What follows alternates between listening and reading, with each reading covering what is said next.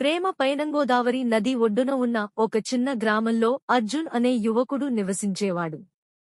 అతను తన కుటుంబం మరియు వాళ్ల చిన్న పంట పొలాల కోసం పనిచేసే నిశ్శబ్ద వ్యక్తి. అతని రోజులు భూమిపై కష్టపడుతూ గడిచేవి. కాని అతని మనసులో ప్రేమ కోసం, గ్రామం అవతల ఉన్న జీవితానికి ఒక రహస్య కోరిక ఉండేది. ఒకరోజు వారాంతపు మార్కెట్కు వెళ్లినప్పుడు అర్జున్ ఒక అమ్మాయిని చూడగా ఆమె అతని దృష్టిని ఆకర్షించింది. ఆమె ఒక పువ్వుల దుకాణం వద్ద నిలబడి ఉంది. ఆమె పొడవైన జుట్టు కిందికి వంగినట్లు, ఆమె ముఖం అమాయకత్వంతో మెరిసిపోతోంది. అర్జున్ మొదటి చూపులోనే ఆమెను ప్రేమించాడనిపించింది. కాని ఆమెకు దగ్గరయ్యే ధైర్యం లేక నిశ్శబ్దంగా తన పనికి వెళ్లిపోయాడు. కొన్ని రోజుల తర్వాత అదే అమ్మాయిని పటేల్ అనే రైతు తన కూతురుగా పరిచయం చేశాడు.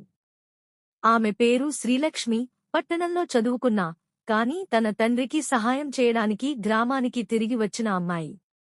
ఆమె తన స్నేహపూర్వకమైన స్వభావంతో అర్జున్కి దగ్గరైంది. ప్రతిరోజూ పంట పొలాల పక్కన కలిసేవాళ్ళిద్దరూ. అర్జున్ ఆమెతో మాట్లాడాలని కోరుకున్నాడు, కాని ఎప్పుడూ ధైర్యం చేయలేకపోయాడు. ఒకరోజు సాయంత్రం గోదావరి నది ఒడ్డున ఇద్దరూ సూర్యాస్తమయాన్ని చూస్తూ నిశ్శబ్దంగా కూర్చున్నారు. అప్పుడు శ్రీలక్ష్మి మెల్లగా అర్జున్ వైపు తిరిగి, నీకు ఎప్పుడూ మాట్లాడాలని అనిపించిందా? ఎందుకంటే నీ దగ్గర ఉండటం నాకిష్టం అని అడిగింది. అర్జున్ అలా ఆమె మాటలకు కంగారుపడాడు.